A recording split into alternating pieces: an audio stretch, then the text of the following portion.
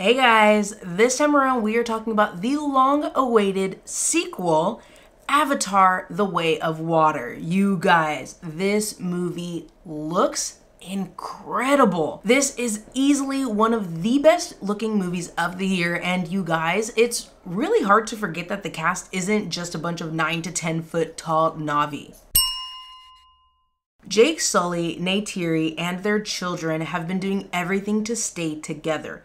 However, they must leave their home and seek refuge in other regions of Pandora. When a past threat returns, Jake and his family and their new home must fight a difficult war against the humans. Like I said at the top of the video, this movie looks spectacular. I really cannot say enough good things about how this movie looks, and the technology behind it is mind-blowing. Obviously, a lot of the looks, a lot of the visuals are high accomplishments, but for me, I just like the way things glow. So it was really cool to see all the bioluminescence and things like that. I love it. It's gorgeous. Additionally, I really love the world building specifically. So the effort to kind of build and develop the world of Pandora is super engaging, and I really, really love it. On top of that, expanding and developing all of the characters really does pay off in spades. Again, it's very immersive and it really draws you in. Again, from time to time, you just get so into the movie, it's easy to forget that it's all CGI and it's actors in mocap suits. Speaking of the acting, Zoe Saldana is everything and she kills it every single time.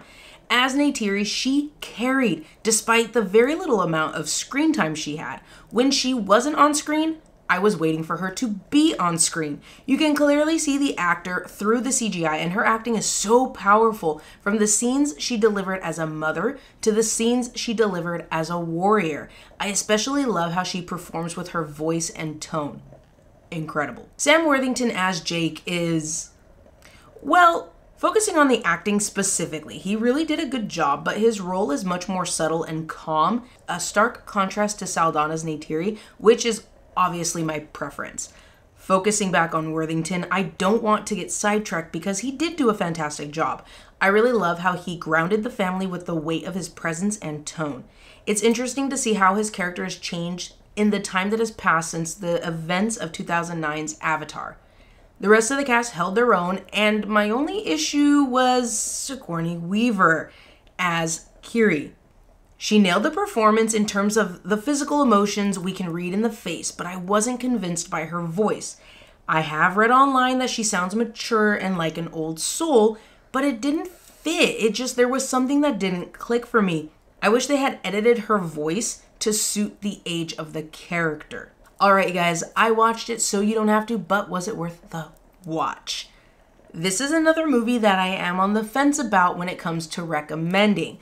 Let's talk about why I would not recommend the movie first. If you've been here for a while, then you already know we do not mind a long movie in this house. But Avatar: The Way of Water comes in at a whopping 3 hours and 12 minutes, which no matter how you slice it, you guys, that is a very long time. But we've sat through Endgame, we've sat through the Snyder Cut. If we can get through that, we can get through anything. Next up, we've got the controversies surrounding this movie. I am going to put links in the description down below for you guys that will explain this better than I can. But basically, the white savior trope and the lack of indigenous representation, just to name a few issues with the movie. On a personal note, I've got 2 issues with the movie. Number 1 is, okay, I get that it's a reflection on society, it's a reflection on real life, I get it. But a hunting/poaching scene played out as an action sequence, I really didn't like that. The second thing is going to be the fact that I felt like characters or moments were forgotten. Just entirely, and I found myself asking what happened to that character? Where did they go? What happened to that moment that we were in that just completely got overtaken by something else entirely? Again, these are just personal issues that I found with the movie that just bugged me a little bit, but again, the movie just looked so good. So I'm kind of mad about it, but not really, because everything was just gorgeous. Now, I can agree with every reason not to watch this movie, while also pointing out reasons that I would recommend the movie. Obviously, number one is what I've been talking about since the beginning, the visuals. The movie, it looks gorgeous. I've been telling you guys this entire time. Beautiful, immaculate, stunning, jaw-dropping, gorgeous, breathtaking. It just looks so good. And I'm sure by now you've been seeing people online in reviews, social media, talking about how good this movie looks. Everything you've heard about the way the movie looks is true. Another reason to see this one is going to be the acting. The acting is fantastic. I really love Zoe Saldana. She can do no wrong. I absolutely love her in the role as Neytiri. And the younger actors actually did a really good job. I really do think that they held their own considering the amount of screen time they had.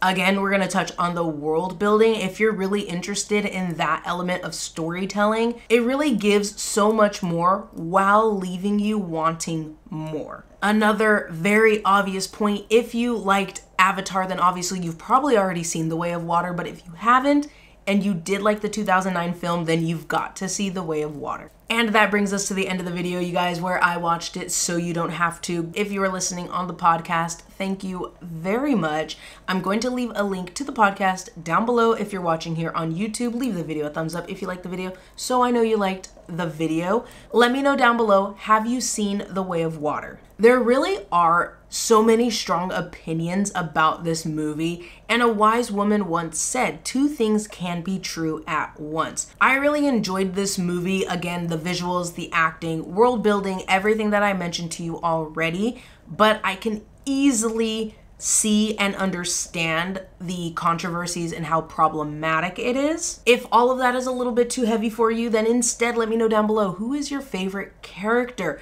Obviously, as you can probably tell from the video, my favorite character is Neytiri. 1, because Zoe Saldana is amazing. 2, she's just a fantastic character. I really love how far the character has come since the first movie. I really love the fierceness, the strength.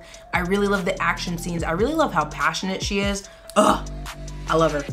Let me know your favorite down below. While you're down there, go ahead and hit the subscribe button so you don't miss the next movie that I'm going to be watching for you. But until the next video, spread positivity, be safe, take care of yourself, and I'll see you in the next video. Bye.